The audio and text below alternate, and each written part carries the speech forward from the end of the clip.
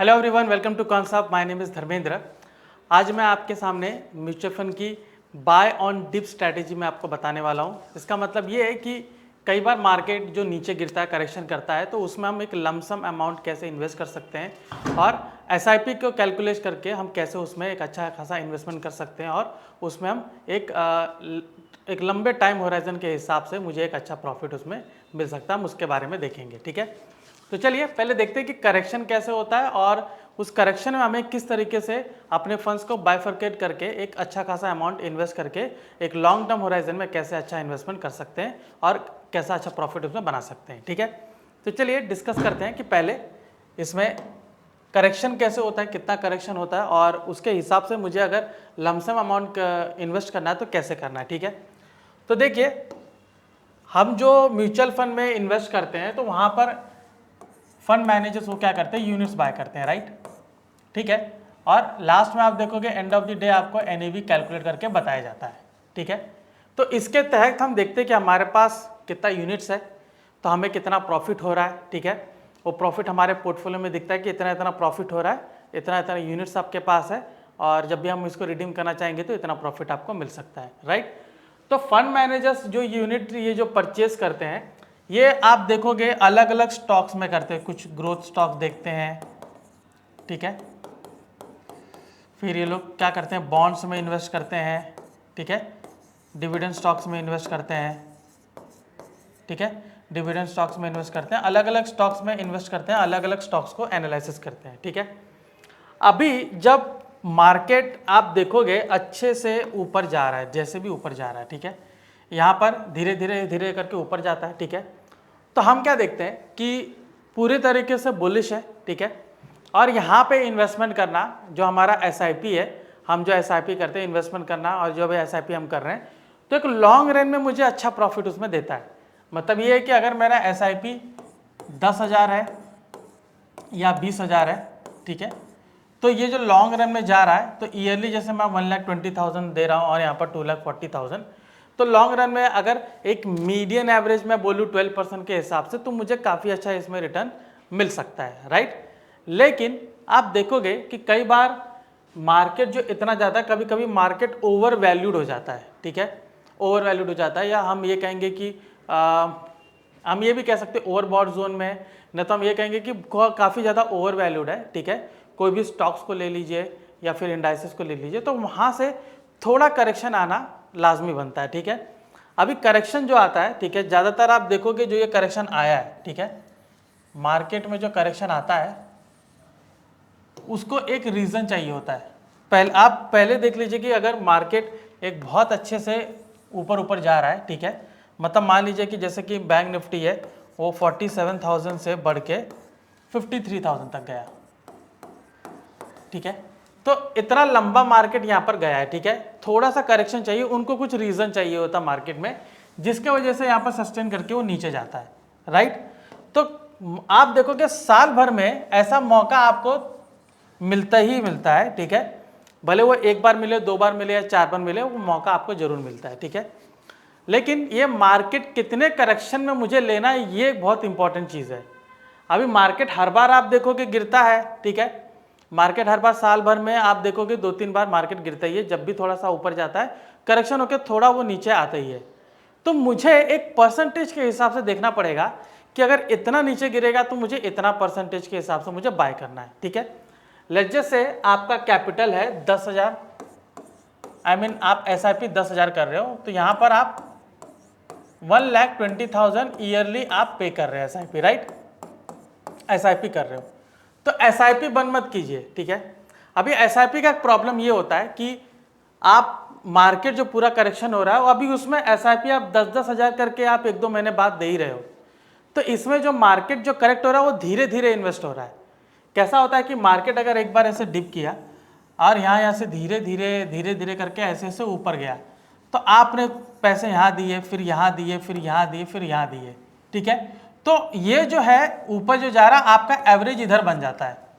तो मतलब जो मुझे एक अच्छा प्रॉफिट दिखना चाहिए वो मुझे एसआईपी के तहत नहीं दिख पाता। मैं करेक्शन वाले मार्केट की बात कर रहा हूँ।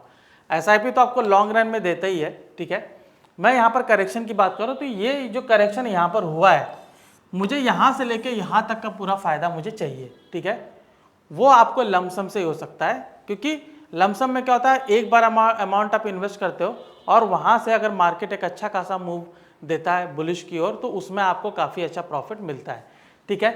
तो यहाँ पर हम क्या करेंगे, ठीक है, यहाँ पर हम क्या करेंगे, हम लमसम अमाउंट यहाँ पर पे करेंगे, इन्वेस्ट करेंगे, लेकिन कितना करना चाहिए, ये एक बहुत ही इंपॉर्टेंट सवाल है, ठीक है। जैसे यहाँ पर देखिए मार्केट 2-3 तरीके से गिर सकता है, एक 5% का करेक्शन आता है, एक 10% का करेक्शन आ सकता है और 15% का भी करेक्शन आ सकता है, ठीक है। 5% का हमने रिसेंटली देखा था, जब ये इलेक्शन का टाइम आया था तो 5% नीचे करेक्ट हुआ था, ठीक है, और वहाँ से आप देख सकते हो एक बहुत अच्छी रैली आई, ठीक है, मार्केट 47,000 से 53,000 गया, 6,000 पॉइंट्स ऊपर गया, तो आप समझ सकते हो कि कितना अच्छा मूव दिया, ठीक है। 10% से ज़्यादा का मूव उसने दे दिया, 5% करेक्ट होकर 10% का मूव दिया है, so that is a very big thing, ठीक है। तो 5%, 10% और आपका हो गया 15%, ठीक है।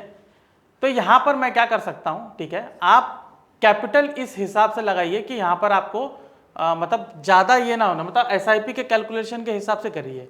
आप क्या कर सकते हो कि यहाँ पर आप यहाँ पर लेकर आए हैं, ठीक है, तो आप क्या कर सकते हो, 2 या 3 महीने का इन्वेस्टमेंट यहाँ पर कर सकते हो। आप यहाँ पर 30,000 कर लीजिए, ठीक है।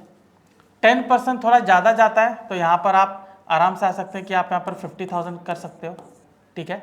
50,000 करिए, नहीं तो आप 45,000 भी कर सकते हो इसमें, ठीक है। सो जैसे आप यहाँ पर 45,000 कर रहे हो और यहाँ 15% पे आता है तो यहाँ पर 60,000 आप कर लीजिए, ठीक है।